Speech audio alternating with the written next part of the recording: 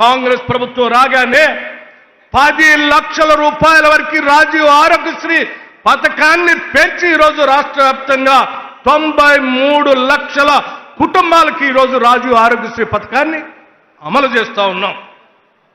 అట్లాగే వడ్డీ లేని రుణాలు రాష్ట్రంలో ఉన్నటువంటి మహిళలందరికీ 20,000 కోట్ల రూపాయల సంవత్సరానికి వడ్డీ లేని రుణాలు ఇవ్వాలని ఆలోచన చేయటమే కాదు, ఈ సంవత్సరం 21,000 కోట్ల రూపాయలు దాటాం. 5 సంవత్సరాల్లో 1,00,000 కోట్ల రూపాయల్ని మహిళలందరికీ వడ్డీ లేని రుణాలను ఇచ్చేటువంటి కార్యక్రమాన్ని కాంగ్రెస్ ప్రభుత్వం చేపట్టిందని చెప్పి సగౌరవంగా మీ అందరికీ తెలియజేస్తా ఉన్నాం.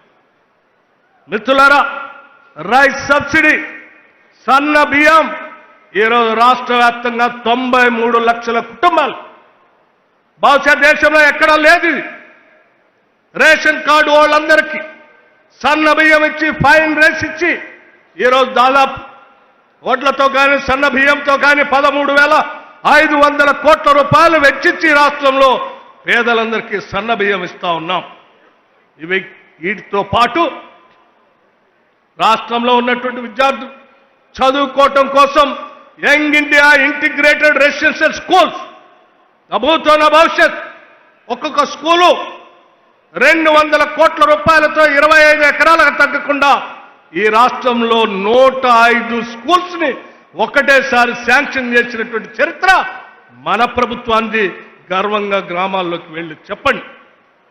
ఈ రాష్ట్రంలో ఉన్నటువంటి పేద గిరిజన కుటుంబాలకు వాళ్ళందరికీ ఆనాటి కాంగ్రెస్ ప్రభుత్వం ఫారెస్ట్ రైట్స్ యాక్ట్ కింద ఇచ్చినటువంటి దాదాపు 6,70,000 ఎకరాలకు ఈరోజు ఇందిరా సవర గిరి జల వికాసం అనే పథకం పెట్టి 12,500 కోట్ల రూపాయలతో నల్లమల్ల అడవుల్లో రాష్ట్ర ముఖ్యమంత్రి రేవంత్ రెడ్డి గారు లాంఛనంగా ప్రారంభం చేస్తే ఆదిలాబాద్ నుంచి అటు భద్రాచలం వరకు అటు కృష్ణా పరివాహక ప్రాంతంలో ఉన్న 6,70,000 ఎకరాలకి సోలార్ పంప్ సెట్లతో పాటు డ్రిప్ ఇరిగేషన్, స్ప్రింక్లర్స్ ఇచ్చి వాళ్ళు అద్భుతంగా ఉద్యానవన పంటలు పెంచుకోవటానికి కావాల్సిన ఏర్పాట్లు ఈ రాష్ట్ర ప్రభుత్వం చేస్తూ ఉంది.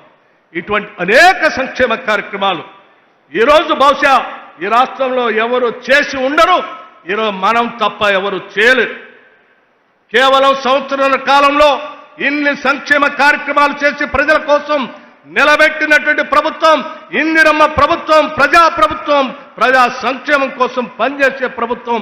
ఇటువంటి సంక్షేమ కార్యక్రమాలు ప్రజలకు చేరుతా ఉంటే చూసి తట్టుకోలేక ఏడ్చేటువంటి రాజకీయ